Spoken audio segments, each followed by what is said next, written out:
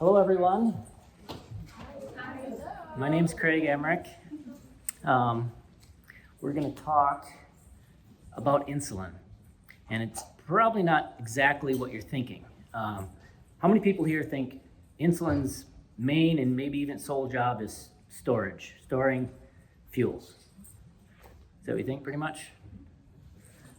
We're going to dissect that a little bit and go a little deeper and understand it a little bit more. First, a little bit about me.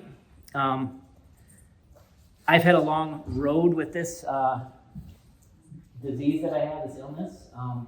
You probably know me as much as anything as Maria's husband. Maria and I have written, I'm going to make this a little bigger so I can see it. There we go. Over 20 books. Even the early ones that just have her name on it, I was helping out in the background. I was doing nutritional info and doing meal plans and helping out. So we've worked together for over 20 years on keto, carnivore diets, and helping clients. And about 9 years ago, I started having this illness and issues. And long story short, I found out I had Lyme disease, so from a tick bite. That triggered chronic inflammatory response syndrome, CIRS, which you may hear from Judy and others at this conference. And that CIRS, which is like your immune system is just constantly fighting. It's in that fight mode constantly. And it starts to attack good cells. That's called an autoimmune reaction.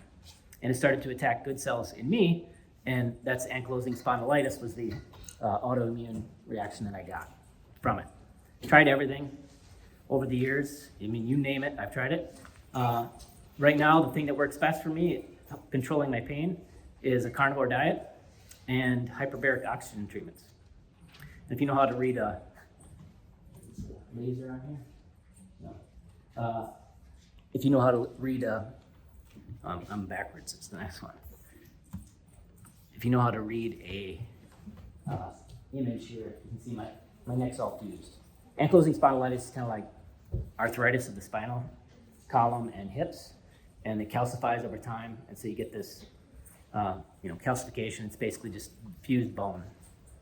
So that's why I can't turn my head too much. But enough about me. Let's talk about everybody else. Consequences of obesity in America. So you've probably seen this before. This is the obesity map of the United States. Now, I want to note here, this is, BMI is not the perfect marker, but it's a marker. And with BMI, there's overweight, and then there's obese. This is obese category, okay? And you'll see it just keeps going up. Nobody ever goes down. And at the current state, 2021, the purple is 40 to 45% are obese in that state, okay? Not just overweight, obese. Here's another version of that map, okay? By county. This is county by county obesity rates. Look at this map. Kind of look like the same map, don't they? This other one is life expectancy. And note that the red, the darkest red, is 66 years, and the darkest blue is 86 years. That's a 20-year difference in average life expectancy. So this is a serious problem, and it's shortening people's lives. And I think all the myriad of diseases that come from obesity, you can correlate these two maps really well. This is where we're going if we don't do something about it. This is the projection in 2030. Half of America will be obese. It's a real problem, and we got to address it. And one of the ways we can address it is really understanding this little molecule here, this little protein molecule called insulin. So insulin, most people, when they think of insulin, they think of it's a storage hormone, right? Stores your glucose, stores off fuels, and that's part of the role of insulin. Especially when it comes to like glucose. Glucose really relies on insulin to be transported, stored or used in cells. But there's more to it, okay? There's a lot of different processes in the body, and it's always more complex than this kind of black and white, right? You say, oh, insulin storage hormone. Well, there's a lot more to it, and there's a lot of other things that can store without insulin, And so here's a few examples. GLUT1 allows cells to use glucose without insulin. These are all these sources. I'm sure we can get slides after if you want to check all these studies out. They're all referenced and everything in here. Exercise also stimulates the cells to float blood close to the surface, and they can take it up glucose and fat without insulin. Get close to the surface and they take them up. And there's even this study that showed that GLUT1 and other processes were responsible for up to 83% of glucose uptake. So there's more to it, right? So obviously, it's not just insulin that's doing this. And then there's fat. Fat is even more different when it comes to this in that it doesn't even really need insulin to be taken up in the fat cells. So your fat cells can take up fat without any elevation or really any action of insulin. We'll get into that a little bit more in a little bit. And some of this misunderstanding about insulin kind of comes from this perspective here, which is a petri dish example.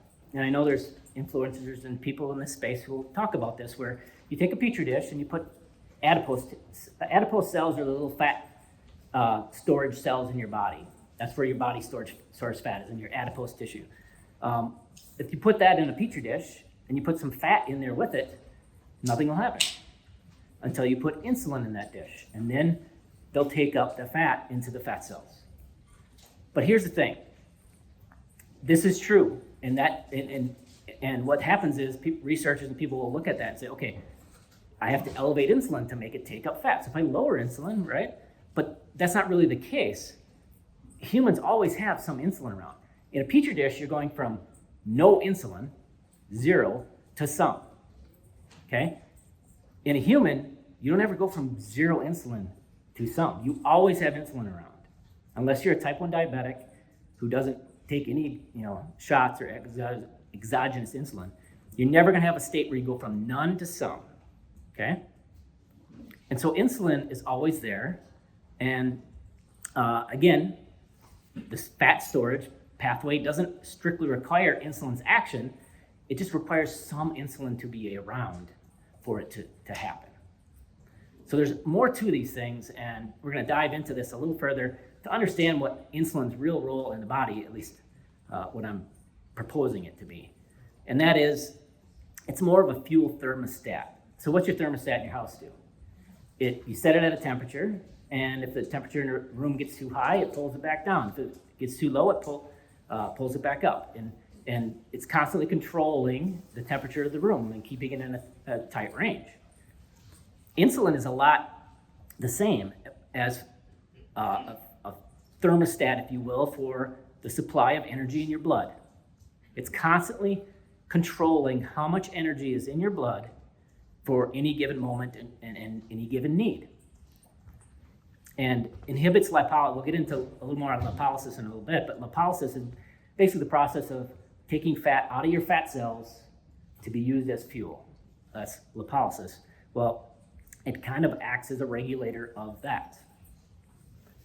And in that way, if you look at the fat cells, it's as much as a net holding back fuel from coming out as it is storing fuels, okay? And this will become more obvious in a little bit when we get into it further. So basal insulin is much greater than transient insulin spikes. This study was done on type 1 diabetics, this paper. And what's great about that is type 1 diabetics don't make any insulin inside their body, right? And their pancreas doesn't make any insulin. And so you have to administer all the insulin they get throughout the day.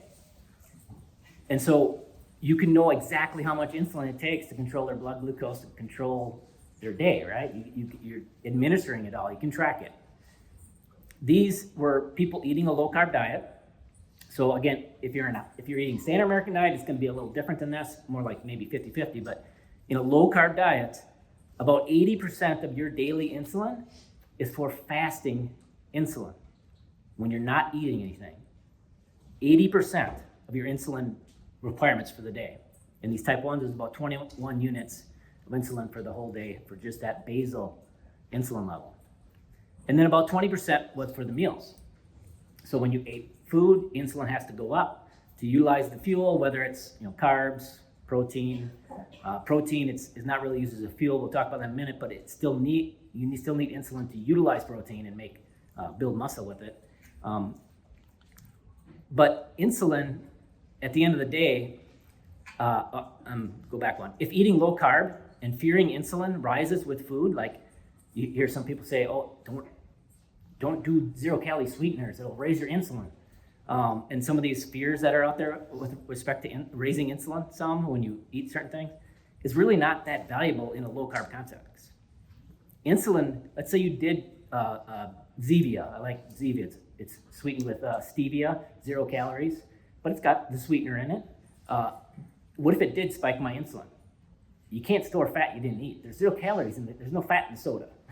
So even if insulin did go up, you can't store the fat if you didn't eat it, right?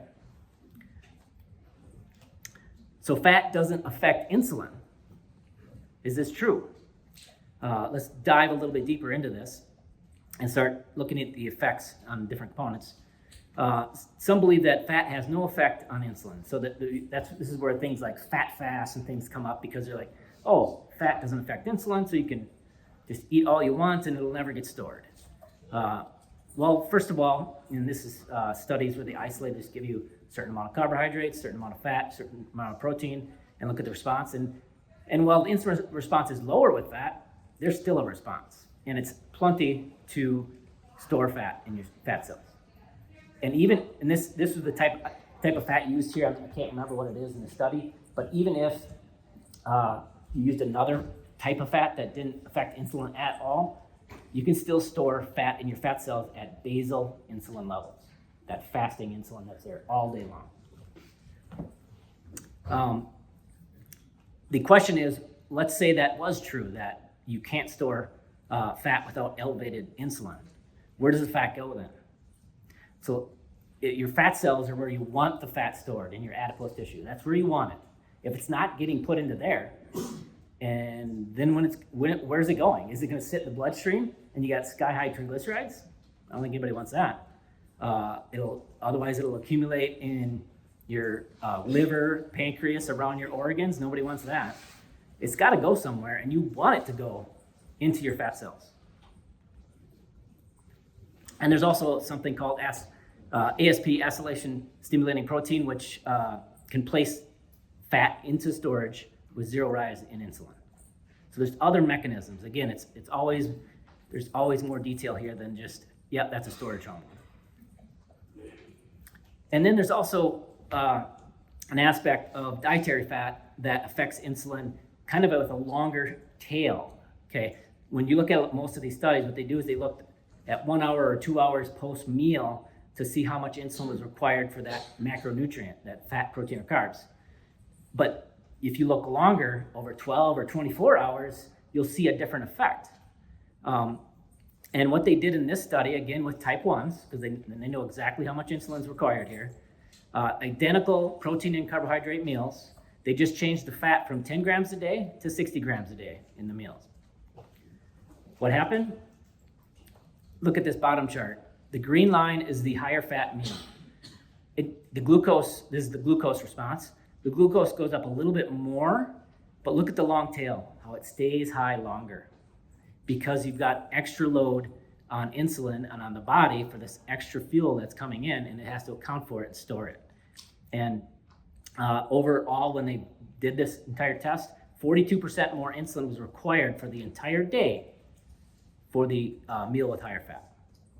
So you might not see as much of it in the short term, but over the course of the day, it puts a higher overall load on insulin in your body. So let's talk a little deeper about this basal insulin versus postprandial insulin. Postprandial is post-meal. So after you eat, you get a transient, right? So that's what we're showing here. You get that spike after the meal, and then these are your basal or fasting insulin level. If you didn't eat anything, that's where it would sit all day long, right? So higher fasting insulin and very high insulin spikes from food are both bad things. And I'm going to posit here that the high fasting insulin is a much bigger problem than post-meal insulin. So let's look at these charts. So this example here, there's a person with real good metabolic function. They probably are not overweight because their fasting insulin in between meals here is like 2 or 3. So they got really good fasting insulin, some spikes with food. This other person here, fasting insulin of 20. We see this all the time with clients. Fasting insulin is 20 or 30 or even 40. That person on the top there never has insulin below 20, okay? Let's say we ate nothing or ate some combination of food that created no spike in insulin after the meals, okay? That's what it's gonna look like. That person on the top is still using a ton more insulin than this person down here, even if these spikes are really big, okay? That fasting insulin is a much bigger problem. And it's the reasons you'll see in a minute are what's driving the insulin resistance and the obesity. So it's a much bigger problem. And by far the best impact, if you want to lower your insulin load in your body, it's going to do much more impact to bring down your fasting insulin than it will be to bring down the post-meal insulin. It's going to have, back to, I have an electrical engineering background. If you go and you integrate under these curves to see how much there is here, this is going to be, orders of magnitude more insulin throughout the day. Biggest goal in reversing insulin resistance then should be to lower your fasting insulin levels. So a couple myths here. Low insulin means more fat will be burned. You probably have heard this many times. So does lowering your insulin mean that more fat will be released from your fat cells? First of all, if I could somehow inject you with something that made your insulin drop, yeah, there would be some weird effects that happened and your body would not like it because the pancreas, again, is control. It's a thermostat. It is doing its job. The pancreas doesn't make mistakes. It's not going to mistakenly lower insulin lower than it should be, as long as you're a healthy, non-insulin resistant kind of body.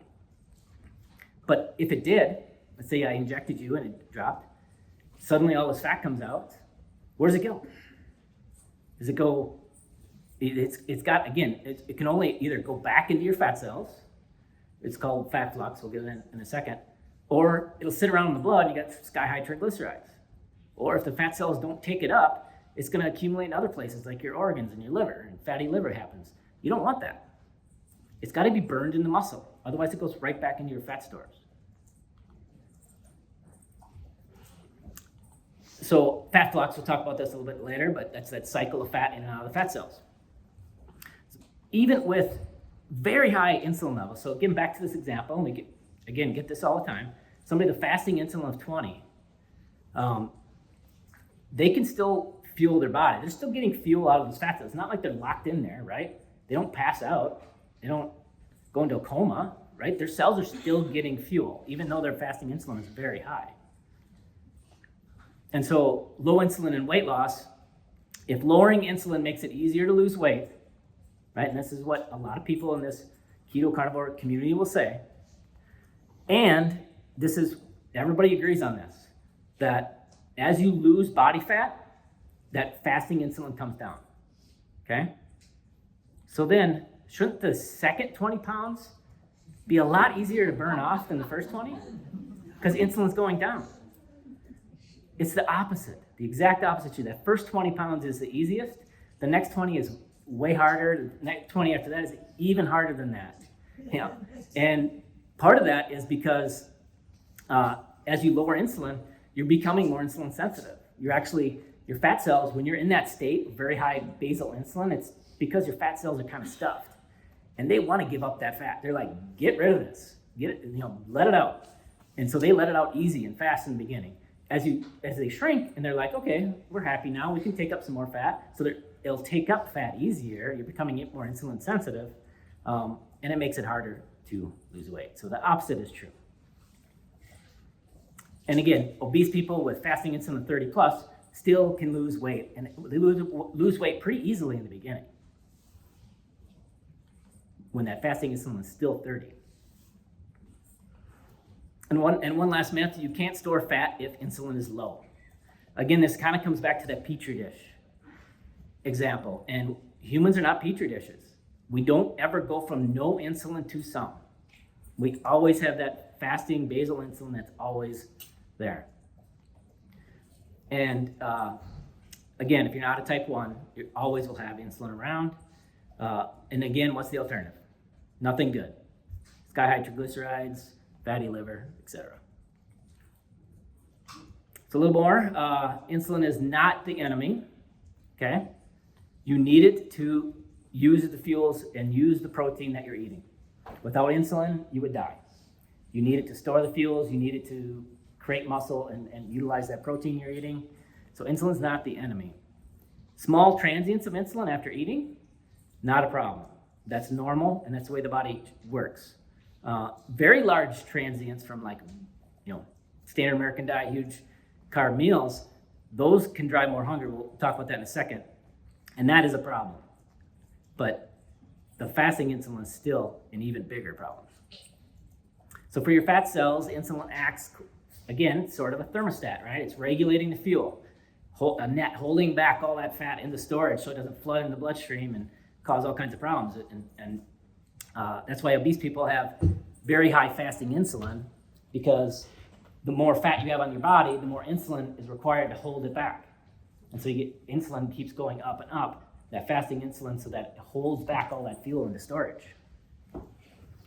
Chronic elevated fasting insulin, much bigger problem in my view than anything with meals. But you can get there by changing the meals. So it's a little, so how do you lower fasting insulin? Glad you asked. Hey everyone, we are on a little safari here in Africa, and I got a little friend right behind me here, eating some grass and some trees. He's not a carnivore, but if you are, it's great to keep your electrolytes up, and especially when you travel, if you keep your electrolytes up, it really helps. I actually personally find I don't go number 2 as often if I don't bring my electrolytes on along when I travel. I'll go 2-3 days without, but Element is great for travel. It's easy to pack. We really like it. And if you go to drinkelement.com, oh, watch out, /Keto Maria, you can get a free sample pack with order. So check it out, drinkelement.com /Keto Maria, and get a free sample pack with any order. Let's talk a little bit about how the body processes fuels. So we're kind of breaking down the parts of the biochemistry of how the body works here. You think of an engine on a car, you don't want too much fuel going to that engine or you're going to blow it up. And so you have ways to regulate how much fuel is in the fuel lines. The thermostat is the regulator for the fuel in your bloodstream. The body does not like high fuels in the bloodstream. Too much fuel is going to be bad no matter what it is, whether it's really high alcohol, really high ketones, really high glucose, really high fat. These are all bad for the body. And so the body, the pancreas' job is to control how much fuel is in that blood very tightly. And all of us right now, we're all sitting here, nobody's running a marathon or lifting weights.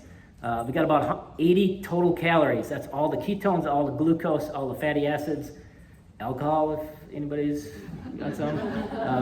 The total is about 80 calories total in your entire blood volume. It's not that much. So think of that meal of 800 calories, all of a sudden you got that all flooding in. Body's got to get that taken care of. And one of the ways it does it is something called oxidative priority. It's where the body, basically in reverse order of storage capacity or reverse order of toxicity, you could really think of it as, it will prioritize these fuels to be burned.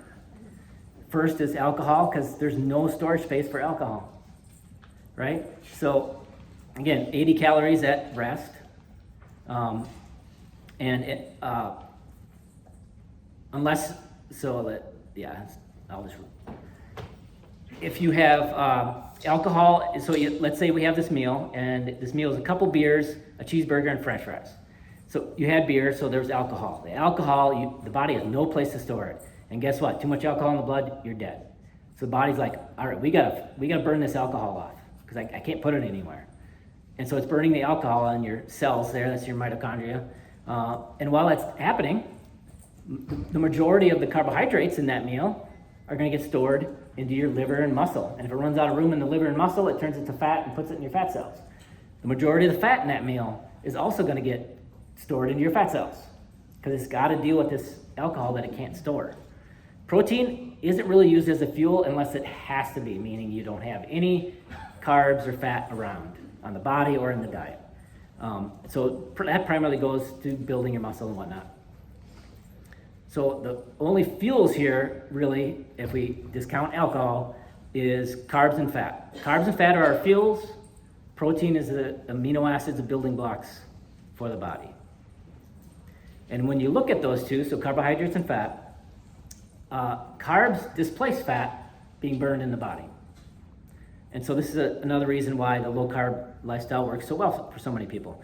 You'll see on this chart, this study, the hash line there is how much carbohydrate the body was oxidizing or burning. So how much of the fueling the body was carbohydrates. The white one is fat. And you'll see that in this, let's see, circle it here. So if you're trying to lose weight, you must pick one of these fuels, right? Because these are the two fuels. But the problem is really high carbohydrates mean that you're gonna have this cycle of hunger, and we'll talk about that in a second. But that's why we keep carbohydrates to a minimum, like 20 grams or less. Prioritize protein for your size. So if you're 6 foot tall bodybuilder, you're gonna need a lot more protein than a woman that's 5 foot tall, right? You have a lot more muscle to build, repair, and all that. And so you prioritize protein based on your lean mass, how much muscle you have, and that's how much protein you need. And that only leaves one variable, the fat. The fat you just adjust based on the goals. And to hammer home the point here a little bit, you see that the carbohydrates here, it was 120 grams, and then on the meal 3, the last one, it was 50 grams. So the carbohydrates, as they went down, you can see how much carbs were oxidized or burned by the body goes down, and how much fat goes up. So the carbohydrates is called the Randle cycle. The carbohydrates in the diet will just displace the fat from being burned. And again, that priority, they'll burn the carbs, store the fat. So there's another thing in this community that happens a lot, and that is that we start to fear normal glucose fluctuations. And so a lot of people, they get real, I don't want to spike my blood sugar and all this kind of stuff. And they start wearing CGMs, which are becoming more and more popular, right? And so people, when we get this all the time, they kind of expect their CGM to look like that, right? Just this flat line, it never moves. That's not the real world. And you don't want it to be that way, okay? I would not be happy if my glucose was that flat. And the reason is there's a lot of things that will increase glucose. Things like eating protein, which I'm gonna wanna have enough protein to maintain my muscle. Exercise can really increase your blood glucose. Good stresses like sauna, cold therapy, they will greatly increase your blood glucose. Those are good things. And that's why we don't get hot. If you're eating low carb, don't really worry about what the CGM's saying. Just worry about your macros, get your food right. And this is what can happen, and we've gotten multiple people that say this. I went in my CGM, I did a workout, my blood sugar skyrocketed. Now I'm not sure what to think of exercise. Exercise is good. I don't care what the CGM says. So now a couple more examples here of a good glucose spike. This one right here, that spike, the green dots are food. So this was, he woke up, did a fasted HIIT workout. Glucose went up by 100 points. That's the body, that's actually insulin going down to allow more fuel to dump out into the bloodstream to fuel the workout, right? And look at this one. This is CGM from the winner of the Coast to Coast race in New Zealand. Simone Mayer, she wore a CGM during this race. And you'll see the different phases here. There's a run, there's a bike, run, bike, kayak. It's all the way across New Zealand. She won the race, and you'll see her CGM here in that first bike section. It's actually flat on the top because it went to the max range on the CGM.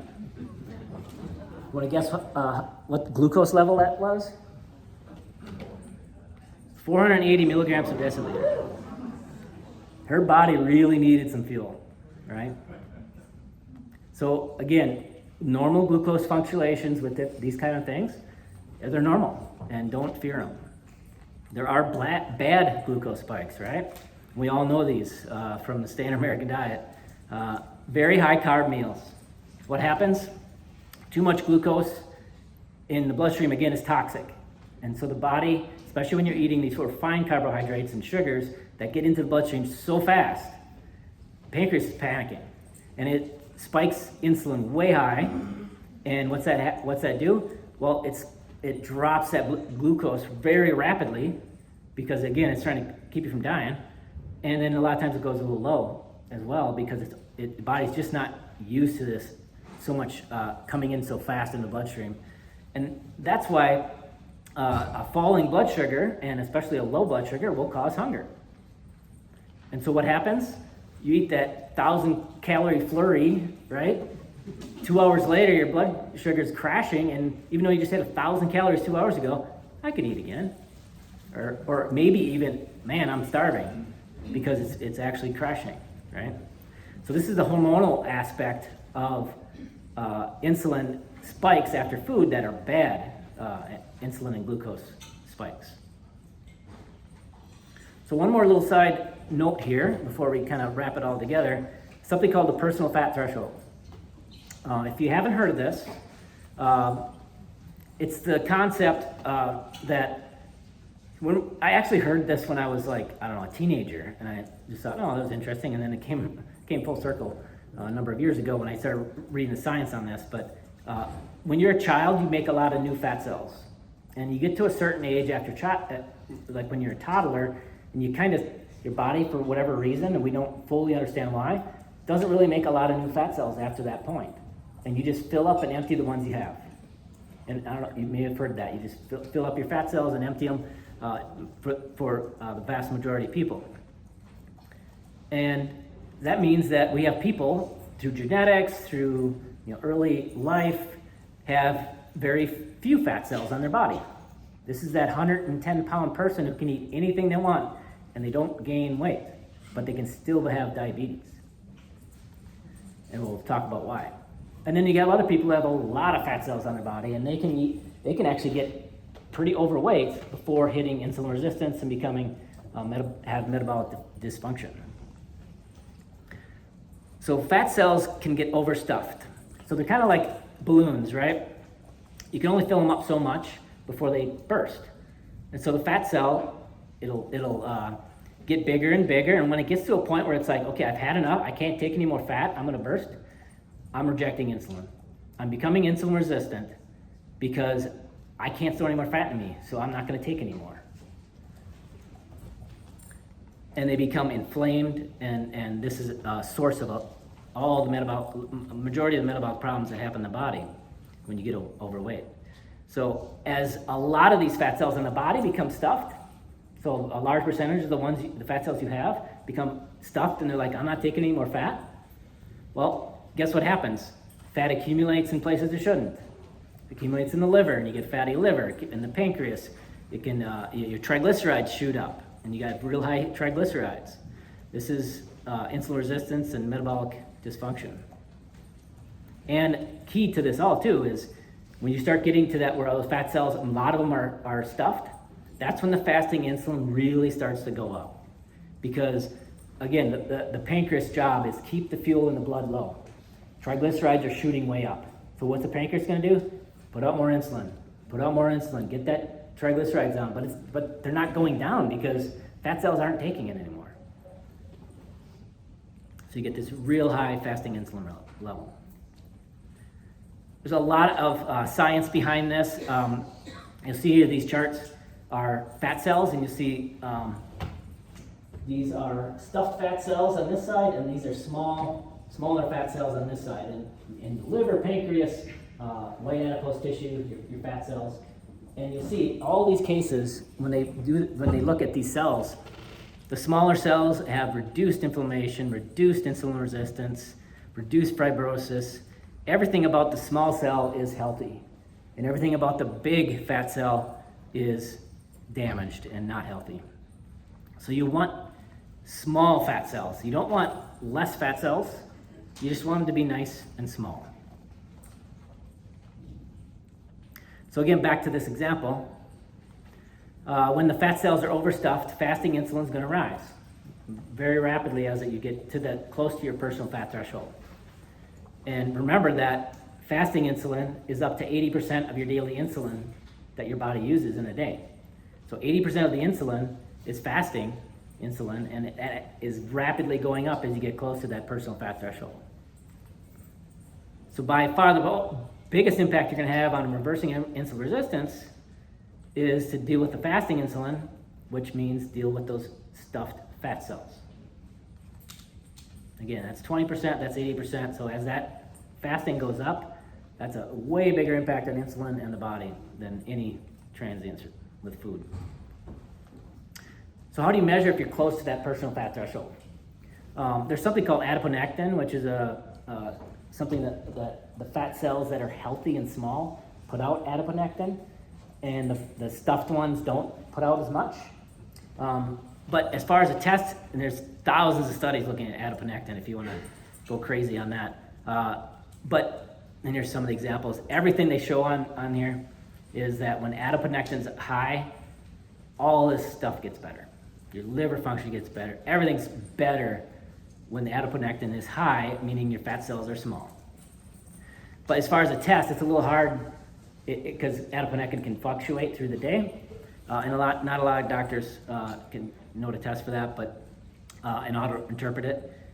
Fasting insulin is a good proxy. So your fasting insulin level, that basal insulin, if you test that, that's a good proxy for if you're close. If it's 20 or 30, you're close to your fat threshold, and you better start shrinking those fat cells.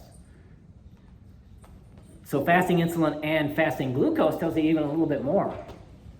Okay? So there's a calculation called HOMA-IR, which takes fasting insulin and fasting glucose and gives you a number, and it gives you kind of a gauge of your insulin resistance level. It is less than 1 means you're very insulin sensitive. Above 1.9, you're starting to get insulin resistant, and above 2.9, you're very insulin resistant. So if you take those two numbers, you can do there's calculators online too for this. So this is how you can kind of tell your insulin resistant level, if you will. And what is this like? Well, back to a car analogy here. Glucose, let's say glucose is the speedometer and insulin is the tachometer, okay? So let's say your glucose is 85 milligrams per deciliter. 40 miles an hour, you're cruising. No problems, right? But insulin is 20. Fasting insulin is 20, okay? Pancreas, or your tachometer, your engine's pegged in the red line, keeping you at 40 miles an hour. That's not good, right? Same thing with insulin.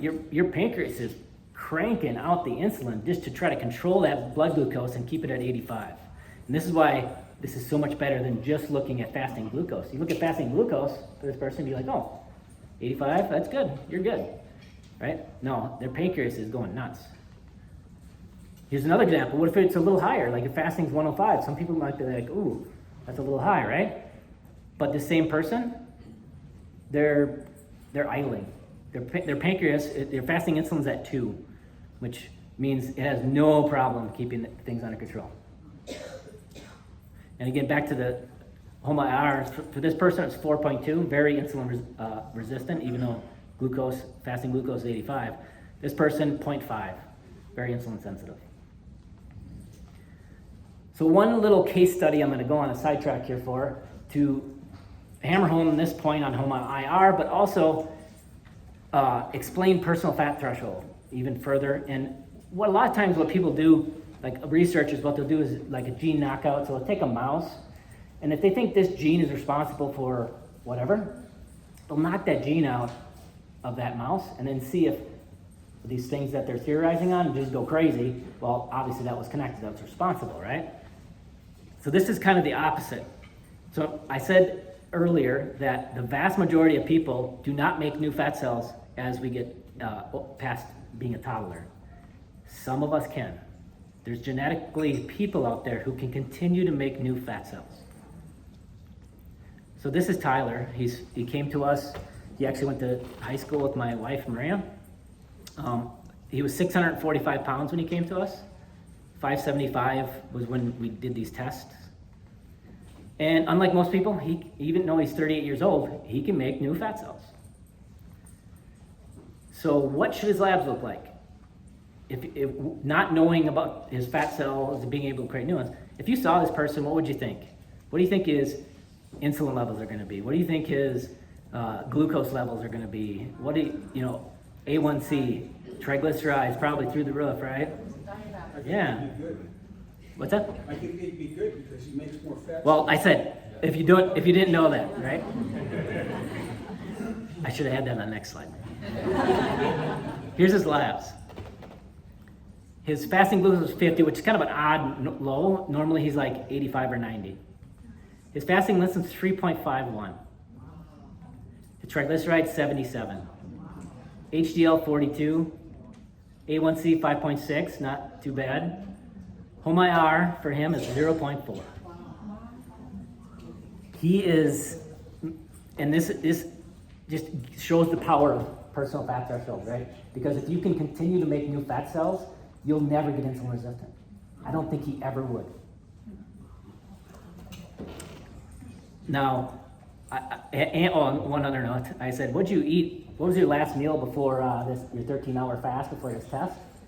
And he's like, well, it was Easter, not good. I had, last meal was cookies and ice cream cookies and cream ice cream with Oreos crushed on top. And his labs look like this 13 hours later. Now, I will add, this doesn't mean healthy at any size, okay? And to that respect, he's working hard to lose weight. There's pressures on the heart and the joints, and you look across the board, losing weight is going to be an improvement for your health. And so this doesn't mean healthy at any size, but it shows the power of personal fat threshold to regulate whether you get insulin resistant or not. And this is, again, why somebody like him, you keep making new fat cells, insulin never rises. And again, if insulin's the problem, like elevated insulin makes you fat, what's happening here? He's got really low insulin. And then on the contrary to that, we've had women that come to us that are 105 pounds and type 2 diabetic. They're insulin resistant because they have very few fat cells and they get stuffed very quickly. And this one woman that was 105 pounds, she actually, we're kind of a vain society, right? She didn't see the weight gain on her body, so she just kept eating all the junk. And she actually burned her pancreas out. She's what they call type 1.5. She couldn't make insulin anymore either.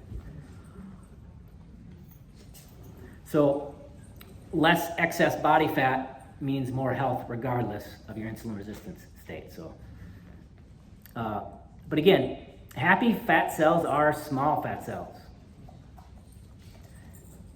This can be a lot of fat cells or very few fat cells, depending on your genetics and what your fat threshold is. But you want them small. Metabolically, to be more flexible, the smaller your fat cells are, you can gain some weight before all this dysfunction starts to happen. So you get a little bit of flexibility there if you stay below that threshold. And another note, liposuction, guess what? You're sucking out fat cells. Now you're lowering your personal fat threshold. And so you can actually get insulin resistant quicker. And that's also, liposuction gives an example that you don't make a lot of new fat cells typically genetically because you pull it out of the area, it doesn't make new ones. You just end up storing it somewhere else where you do have fat cells. So small fat cells are happy fat cells. Tons of science on this. Going back to, 1965 was the earliest paper on this but here's a bunch of examples. I think I go a little quicker here, sorry. Dietary fat, there's only 3 pathways, right? You can either go in through your digestion and go to the muscles and be burned as fuel. It can either, option 2 is to go in your fat cells and get dumped and stored in your fat cells, or go right through you, right? Those are 3 ways that fat can go when you eat it. It can be used in cellular walls like DHA and cell walls and those kind of things, but that's microscopic amounts compared to these other pathways. So let's look at that. So studies show, does it go through the colon?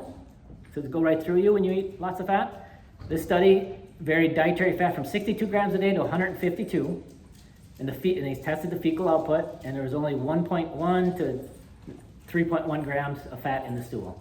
So for an extra 90 grams of fat in the diet, only an extra 1.9 grams ended up in the stool. It's not shooting right through you. And if it did, it would be a problem.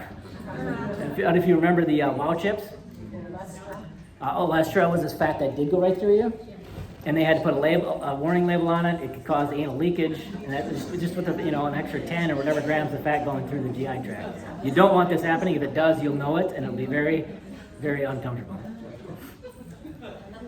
So, tiny amount goes through the colon, 1 to 3 grams. A little bit can go and burn in the muscle, but the vast majority that you eat goes into your fat stores. So what happens when we eat? Again, 80 calories in your entire blood volume when you're sitting here. That's all the pancreas wants. You eat a big meal, it's got to prioritize those fuels and start storing things away. So if carbs and fat are both elevated, Randall's cycle says we're going to burn the carbs more than the fat. So once you're back into this tight control of the fuel in the blood, then the pancreas will say, okay, it's regulating lipolysis. It's going to let a little more lipolysis start happening because we've controlled everything that came in the diet. So fat flux is this constant cycle of fat in and out of the fat cells. What happens is you got a triglyceride molecule, which is 3 free fatty acids. That's these right here. And then the glycerol molecule links them together, and that's how it's stored in your fat cells. It cleaves off the glycerol, takes those free fatty acids, and that's what you burn in your muscle. And those free fatty acids,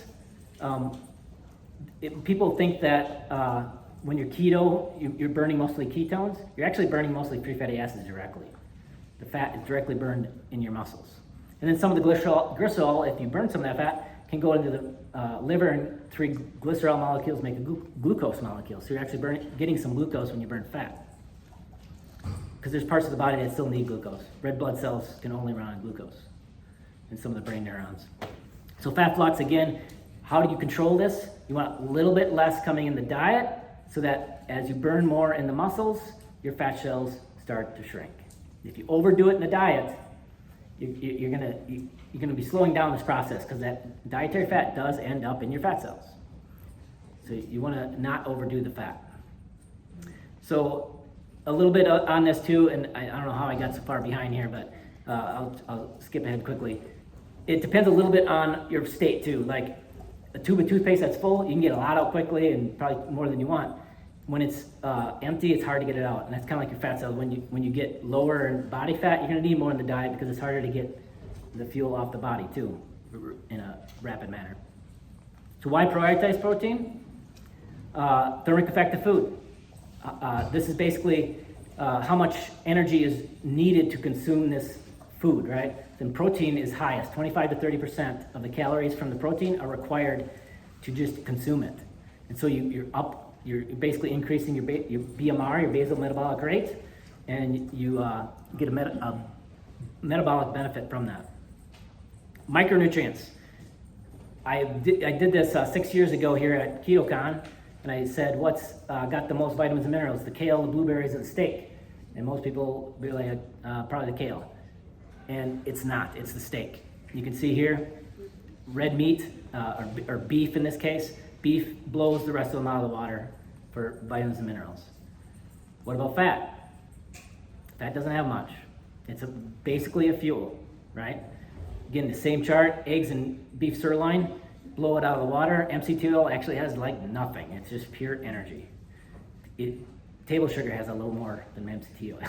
I'm not comparing these two like they're equal or anything, but for vitamins and minerals, it's not great. And look how much a beef sirloin for 400 calories. It's only, 3 tablespoons of MCT oil is the same as 11 ounces of beef sirloin. I know which one's gonna keep me full longer. So skip the butter coffees. Just stick with the fat that comes with your steak or your meat and that kind of thing.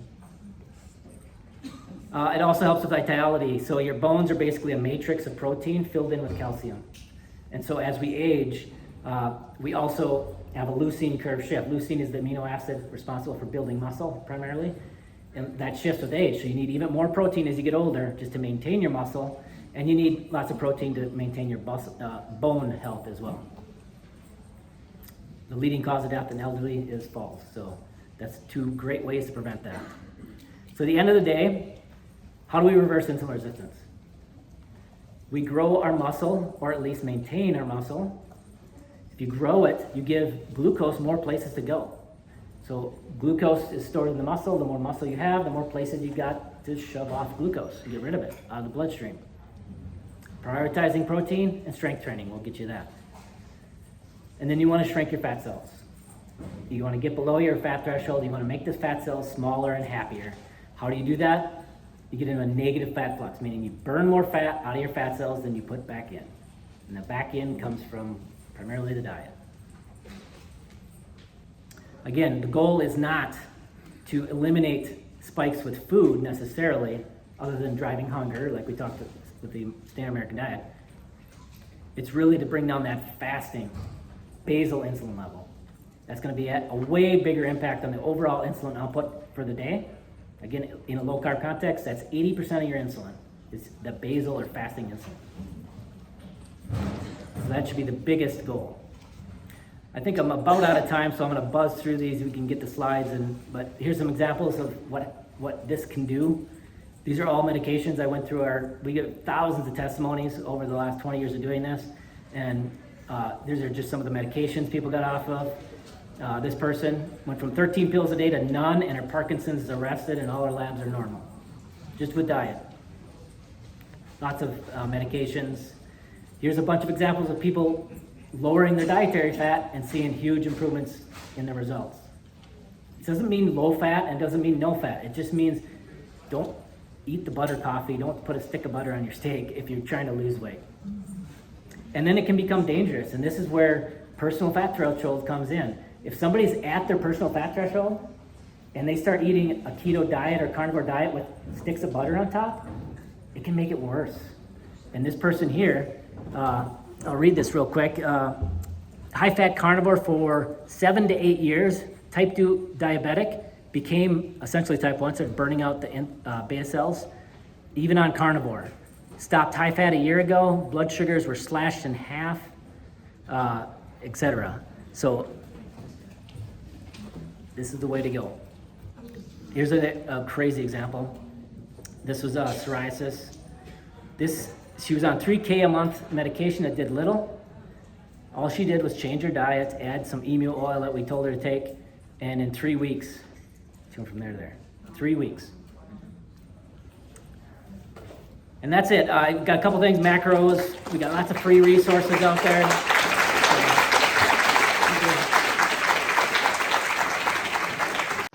When I was 16 years old, I was diagnosed with PCOS, acid reflux, depression, and IBS.